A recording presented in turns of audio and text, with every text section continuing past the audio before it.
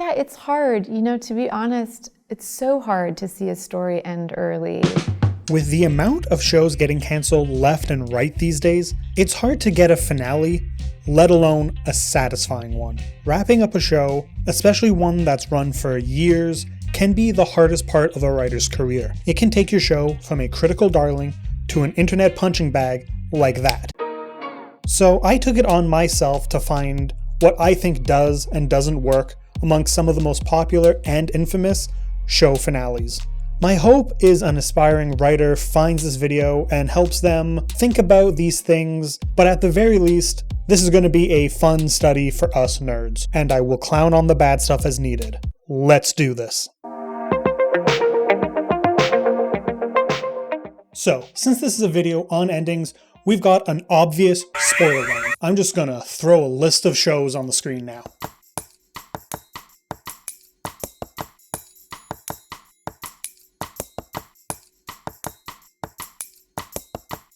I don't plan on going into extreme details on all of these. This isn't like a checklist I'll be going down like a Watch Mojo list or something, but still, you've been warned.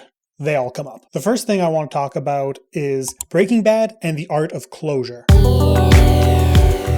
The main theme of the show is Walt's ego and how it drives his actions under the guise of him doing right by his loved ones. Most of the finale's runtime is dedicated to him finally doing that, using both his smarts and ruthlessness to make sure that his family gets the money he made for them and rescues Jesse from the prison he was in because of his relationship with Walt. In the end, Walt succeeds in his efforts, even managing to take out Lydia with one last callback to his use of ricin. Goodbye, Lydia. He goes out in a meth lab, built from his designs, a monument to his ego. Now this is an extreme case of closure, as it ties everything up. You can argue that it doesn't tie up Jesse's fate, and that's why we got El Camino, but I think that his getting free is enough, even if it is the only thing left ambiguous. Also, just as a side note, El Camino is so much better than it has any right to be.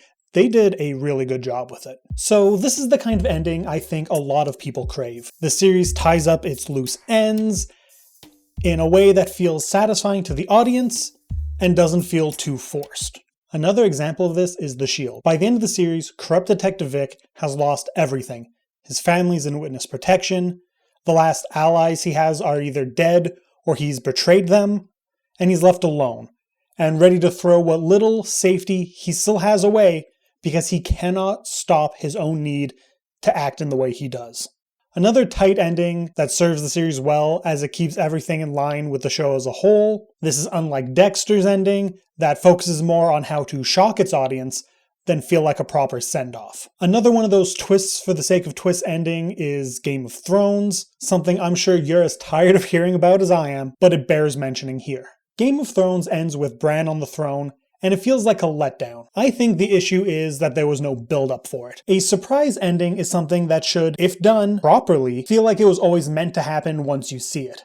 The way that works is by laying it out and building to it slowly. George R.R. Martin said it best himself, and then we're going to put the quote in here. Yeah. You know, if you've planned your book that the butler did it, and then you read on the internet, someone has figured out that the butler did it, and you suddenly change in midstream and it was the chambermaid who did it, then you screw up the whole book because you get this foreshadowing early on and you've got these little clues you planted, now they're dead ends and you have to introduce other clues and you're retconning, it's a mess. So, in Game of Thrones, the series really dropped the ball here. You could easily solve this if the final season was actually 2 of them.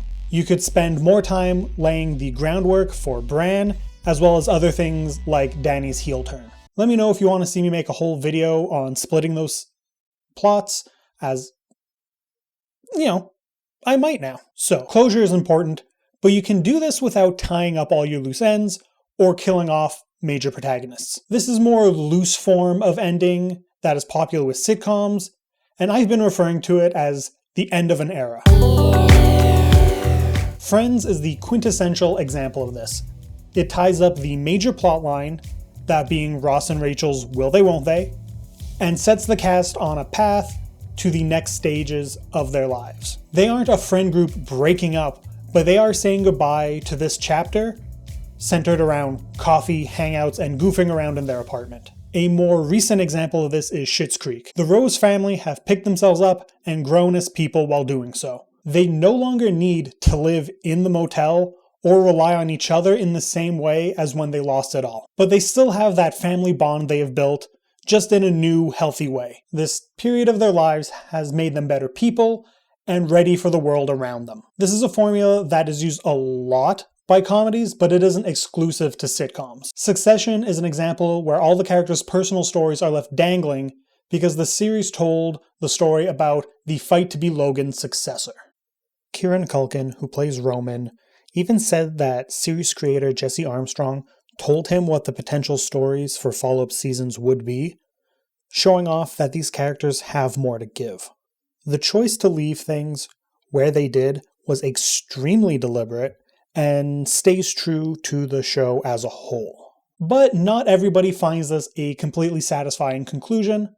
I spoke to friend of the channel David about his feelings on the ending. You are notoriously a hater of Succession. Oh. And by that I mean you didn't adore the ending. Yeah, I don't know. It wasn't, I want to start off by saying that it wasn't a terrible ending. Like, I didn't fully hate it or anything like that. It was more just, I'm very much used to my series finales being a lot more, I don't know, I guess you would call it like complete. Like I'm really used to it, like really finishing off the story and kind of throwing it in your face a little bit. The way that it actually ends, like the final like 5 minutes or whatever it is fairly like low key and stuff. And I know that that's the show. I know that that's kind of how it goes. That's, you know, it isn't a big, it's not going to end in like a big explosive way, but I just expected more, I think, is the best way I can put it. You wanted it to be done and you wanted to close the book. Yeah, exactly. Yeah. The Wire also leaves its plots loose in the finale. Instead of wrapping things up in a nice bow, we see that the season's main plotline end and gives us a look at the directions of the ensemble of characters and where they're going. Some for better, some for worse. It feels exactly like all of their regular season finales do, but it's the last one because you can't end what they're going through in The Wire. It goes through like almost every character, at least like the grand majority of the characters that we've seen, and it shows sort of like what they're doing and what they're gonna be doing, you know, like it finishes up their arc, which I think is pretty important. So, obviously, not every show fits into these categories of closure or ending an era. While doing so, a series can become known for a finale that isn't well liked or be divisive to their audience. I want to quickly case study a few endings that are extremely popular and go about why they do or do not work. Well, I'd have to say my favorite is probably the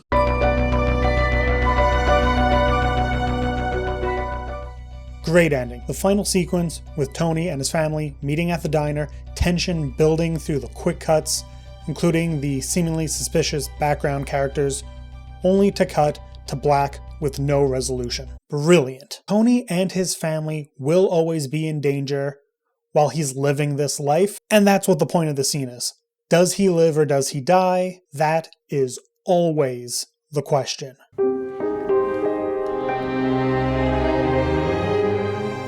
What a letdown.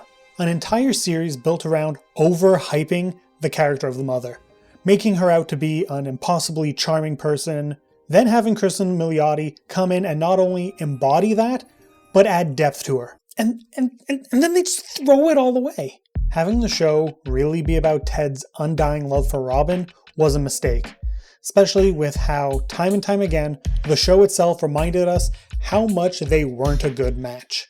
It reduces the premise and the titular character they built up to into nothing more than a way for Ted to have his kids before he could settle down with Robin. And that's just... ew. It's ew. A lot of the show has aged poorly, but this part was especially bad at the time. I don't have it anymore, but the day after it aired, I cut the hour-long finale into a half hour that got rid of a lot of that stuff. It wasn't great, very rough, but it was the catharsis I needed.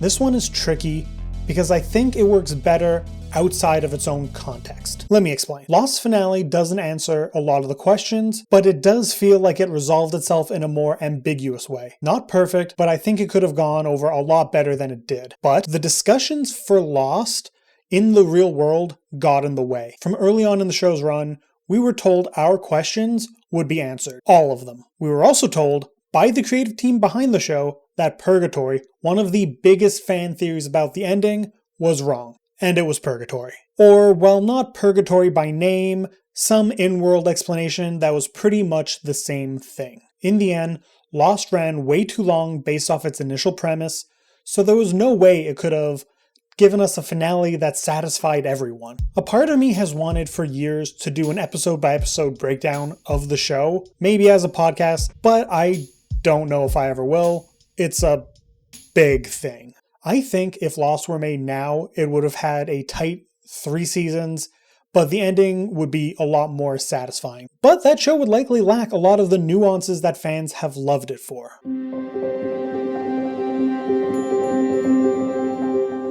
I heard the finale was goated, and goated it was, with the sauce. Sorry, I'm not that kind of person. This show goes for a spin on the end of an era structure that I mentioned. It involves flash forwards to each character's death. Thematically relevant because the show is set at a funeral home, so death is a constant. There was a similar structure used in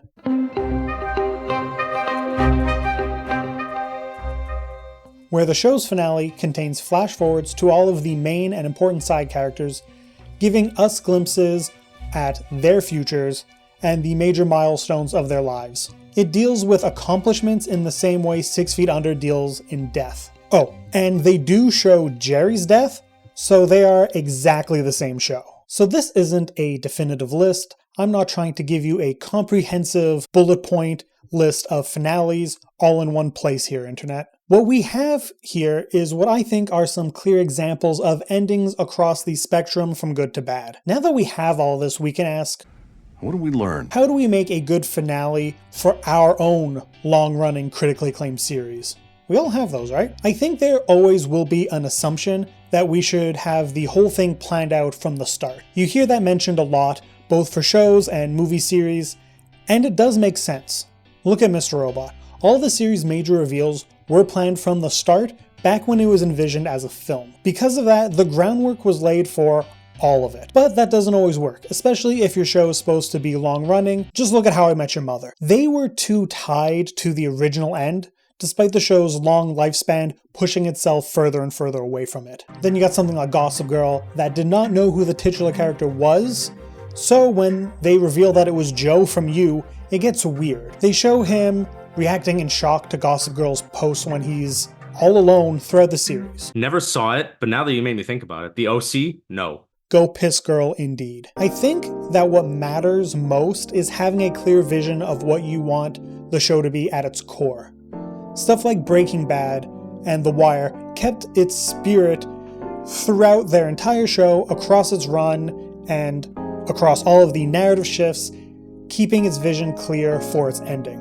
Lost overpromised answers in a way it could never deliver. I don't think The Simpsons can ever give us a satisfying ending. Even if all the original or Golden Age writers came back, the show has grown too big to ever pull that off.